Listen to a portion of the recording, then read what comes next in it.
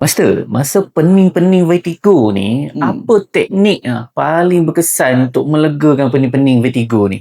Paling berkesan mestilah ini point. Ini panggil apa? Yi Feng Xue. Dekat bahagian sini.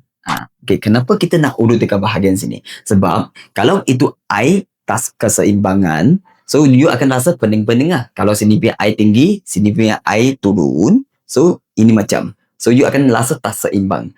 So kita nak urut dekat point dua-dua point sini, kasih dia macam restart balik kita punya sistem, kasih dia keseimbangan balik. Kita gunakan tangan kiri, masuk dekat bahagian sini, tekan, turun, naik, turun, naik. Lepaskan. Tekan, turun, naik, turun, naik.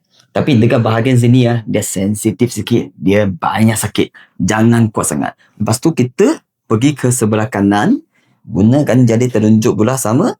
Kita naik, turun, naik, turun. Lepaskan. Kita tekan, naik, turun, naik, turun.